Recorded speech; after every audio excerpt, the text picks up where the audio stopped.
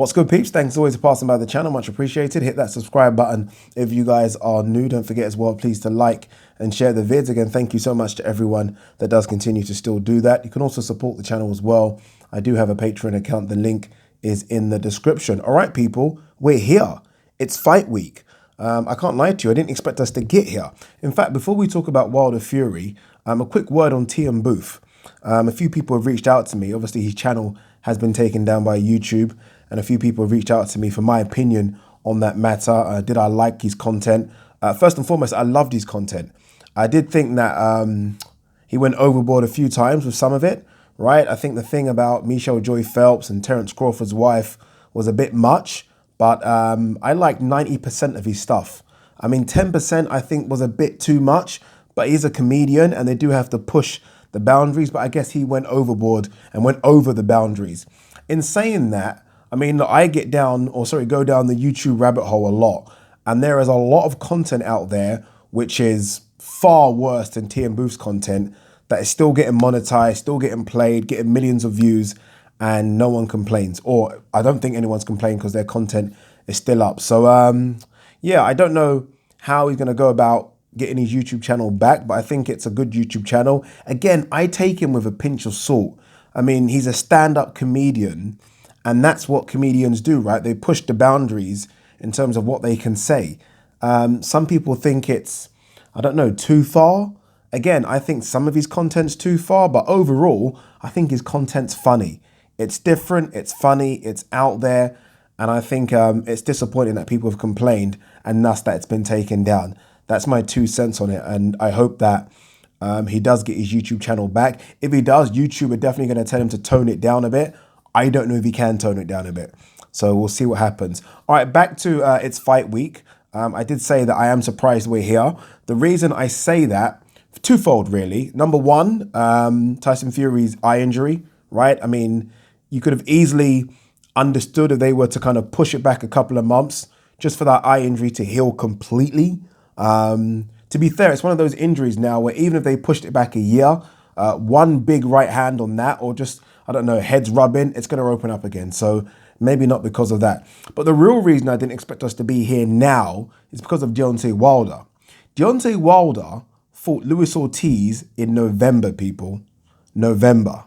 Now, cast your minds back to a time when a top tier boxer has turned around that quickly. The only one I can think of is Canelo Alvarez when he fought Rocky Fielding. I think he fought in September. Could be wrong, did he? And then fought in December. Could be wrong with that. I don't know, but I'm thinking he did have a quick turnaround. That's the only one I can actually remember. Other than that, I mean, fighters go 6, 7, 8 months. I mean, look at Joshua, for example. Joshua fought in December, and they're talking about his fight with Pulev being in June or July. You know what I mean? That's 7, 8 months. I mean, Deontay Wilder's turning around in what, 3 months? So that surprised me.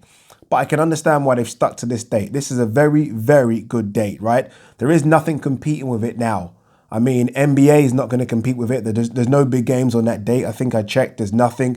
NFL's done, right? There is no big MMA event on. There is no other big boxing event on. So they have that weekend all to themselves. So you can understand why they've done it. So I think that makes sense. People, this is it. This is it. This is our Super Bowl. Trust me when I say that. This is everything for us right now. As a boxing fan, we get fed so much crap on a regular basis that sometimes we have to look to the horizon for something big to keep us going. This is it, guys. This is the fight that, look, there's not going to be a bigger fight in 2020. I'd be shocked if there is a bigger fight in 2020. I'd be shocked that a trilogy happens. They're talking about a trilogy fight happening sort of June, July. I don't even count that right now. I count this and only this, and I am fully invested. This is a massive fight, like a massive fight. And don't be a Joshua fan and say it's not big because it's not Joshua. This is a massive fight regardless. Ring have this as #1 versus #2. The Ring magazine belt is on the line. The WBC title, the belt that I still somehow think is the best belt you can win in boxing, the heavyweight WBC title is on the line. The lineal title is on the line. This ain't going to be a draw. So someone's O has got to go. They're not drawing this one again. This is, I hate to be crude when I say this, but this is boxer versus puncher. Who doesn't love those matchups? This is a perfect matchup. Boxer versus puncher is what we always want. Reason being, they're kryptonite for each other. A boxer doesn't want to be in there with a puncher, and a puncher really doesn't want to be in there with a boxer. A puncher would rather, I think, have a shootout with another puncher, or maybe a lesser puncher, right? They don't want to be in there with a boxer that could embarrass them. We know Fury can do that to Wilder, right? He can make him look a bit silly. Likewise, we know that Wilder, as we saw in the first fight, can put Tyson Fury to sleep. I mean, this has the ingredients of something special. I'm thoroughly jealous that I'm not there. Credit to everyone that's going out there. I know a lot of people are flying out, and credit to all those guys that are working hard to get us some good coverage out there, because I think it's going to be an absolutely epic fight. I mean, I really do. I've always, in the lead up to this, maybe favoured Deontay Wilder a little bit, and I'm still going to lean towards Deontay Wilder just because I would always go with the puncher, right? I mean, again, I know people don't like me saying this, but it only takes one. And I think we've seen it with Deontay Wilder's career so far. It only takes one to put him to sleep. It really does. Can Tyson Fury make the adjustments that he doesn't get caught? I think he can. I think a fitter Tyson Fury can box Deontay Wilder for 12 rounds without getting caught. I really do think he can do that. I mean, is he playing possum by saying he's coming in a bit bigger and a bit stronger to stand in the pocket and trade? Yes, I don't see him doing that at all. What I will say about Tyson Fury, though, a lot of people are saying things like Tyson Fury can't hurt or even knock out Deontay Wilder. I mean, I disagree with you completely. I think the reason why Tyson Fury maybe comes across as someone that don't hit hard is because he rarely sits on his punches. Watch Tyson Fury, and he's always moving. I mean, he's always flicking out his punches, and every time he even throws, he's always on the back foot. If Tyson Fury's 19 stone. I'm sorry, if a 19 stone man hits you cleanly, it's going to hurt. And I think if Tyson Fury goes forward and tries to sit on his punches a bit more, he can hurt Deontay Wilder. Do I think he can knock, look, if I had to put money on it, do I think he's going to knock out Wilder? Absolutely not. But don't for 1 second think that Tyson Fury can't hurt Deontay Wilder. And don't also for 1 second think that Deontay Wilder doesn't possess some boxing ability to cause Tyson Fury problems. He does. I mean, if he can use his jab a bit more, if he can feint a bit more, that will cause Tyson Fury problems. All I know is that we have the recipe for such a good fight. I mean, I did see something on Hatman's channel. I haven't watched the video properly in full yet, but I did kind of skim over it about Tyson Fury probably carrying an ankle injury. I mean, again, little things like this. If that's true, and obviously we know Tyson Fury is all about his movement, he's always on his toes, in and out, that's going to cause a problem. I do wonder from the first fight, who's going to take more from that? I mean, will Tyson Fury say to himself, look, I wasn't even as fit as I can be. I was still carrying a lot around the midriff. The reason you caught me is because I was starting to get tired. Will a fitter, stronger, lesser, fat Tyson Fury be able to do a bit more now just because of that? Or will Deontay Wilder look at him and think that, I just underestimated you. I watched you against Pianetta. I was ringside. I was laughing. I'm not underestimating you this time. This time, no fun and games. It's serious. I don't know.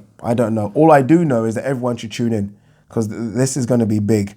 This is going to be really big. And I saw someone say this on Twitter, so I've got to ask the question to you guys.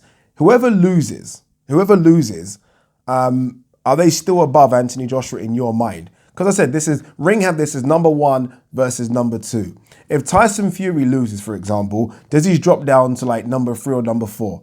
Does that make any sense? Does Anthony Joshua then drop, I don't know, go up to number 2, for example? I don't know. I'm just sort of putting things out there. But who have you guys got as a favourite for this fight? I'm going to do more videos. I've got people coming around, so I'm going to do some sit-downs with people because I get tired of doing this shit. Again, I hate to use this phrase, gun to the head, I'm going with Wilder. Gun to the head. I really do think that Wilder could, and I think will, put Tyson Fury to sleep. But I don't know. You know what it is? Let me switch that back a bit. Who do I hope wins? That's a different question, right? I think Wilder will win. Who do I want to win?